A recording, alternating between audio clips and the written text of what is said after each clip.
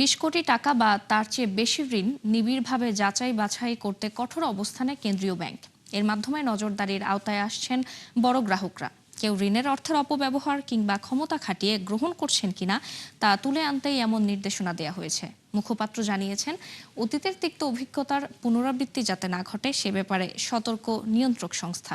আর বিশ্লেষকরা বলছেন, সুশাসন ও নজরদারি বাড়ানোর মাধ্যমে শৃঙ্খলা ফেরাতে হবে এই খাতে। মেজবা হাসানের রিপোর্ট। আওয়ামী আমলে ব্যাংক ব্যবস্থা দুর্বল হওয়ার পেছনে বড় কারণগুলোর একটি ছিল নামে বেনামে ঋণ বিতরণ। অভ্যুত্থান পরবর্তী সময়ে অন্তর্বর্তী সরকার তা ঠেকানোর উদ্যোগ নেয় কঠোরভাবে, কিন্তু তাতেও পরিস্থিতি উন্নতি হয়নি খুব একটা। পরিসংখ্যান অনুযায়ী গত ফেব্রুয়ারি পর্যন্ত বেসরকারি খাতে মোট ঋণ স্থিতি দাঁড়িয়েছে 17,85,976 কোটি টাকা। এর সিংহভাগই বড় গ্রাহকদের, তার মধ্যে 20 কোটি টাকার বেশি অঙ্কের ঋণ প্রায় 8 লাখ কোটি টাকা। তবে 2025 সালের জানুয়ারি থেকে পর্যন্ত ব্যাংকগুলোর দেওয়া বড় ঋণ নতুন করে যাচাই করতে চায় কেন্দ্রীয় ব্যাংক। ইতিমধ্যে যাচাই বাছাইয়ের জন্য অডিটর টিমও পাঠানো হয়েছে। দেখলো যে গ্রাহকের পারপাসটা কি, সেই যে পারপাস উল্লেখ করেছে সেই পারপাসে যদি লাগে 10 কোটি আর তার জন্য যদি স্যাংশন করে 20 কোটি, তাহলে বাকি 10 কোটি টাকা তো মিসইউজ বা ফান্ড ডাইভার্ট হওয়ার সুযোগ থাকে।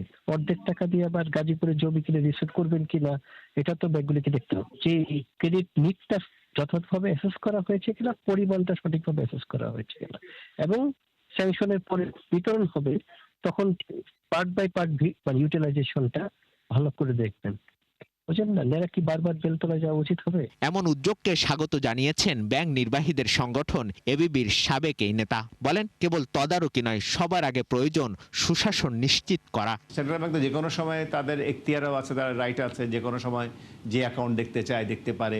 প্রবলেমটা হচ্ছে সেটা কদিন শেষ করতে পারে, কারণ 20 কোটি টাকা কিন্তু অনেক নেচে। এরপরে কিন্তু ধরেন আমরা তো অনেক 20 কোটি টাকার উপরে কিন্তু প্রচুর লোন হয়। গুড গভর্নেন্স মানে হচ্ছে আপনার ক্রেডিট পলিসি, যেগুলো পলিসিসগুলো আছে ইন প্লেস আছে। গুড গভর্নেন্স মানে হচ্ছে যার যার রেসপন্সে যাকে দেওয়া হয়েছে সে সেটার মতো অ্যাক্ট করা, না করতে পারলে তাকে অ্যাকাউন্টেবল করা। বিশ্লেষকরা বলছেন, বড় ঋণে নজরদারি বাড়ানো ইতিবাচক, কিন্তু সমস্যার মূল জায়গা ঋণের অনুমোদন প্রক্রিয়া।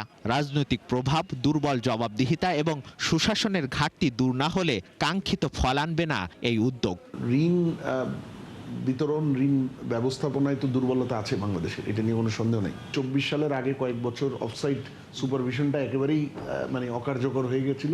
সেই দিক থেকে অফসাইট সুপারভিশনের অংশ হিসেবে যদি টেকনিক হিসেবে এটা করতে চায় করতে পারে, বাট করার যে সবচাইতে কার্যকর পন্থাগুলা, যে রিস্ক বেস করবে, স্পট অডিটের ভিত্তিতে করবে, সেটা করা দরকার আমার মনে হয়। বর্তমানে ব্যাংক খাতে খেলাপি ঋণ প্রায় 5.5 লাখ কোটি টাকা, সেখানেও বেশিরভাগ বড় গ্রাহক। মেজবা হাসান, 71, ঢাকা।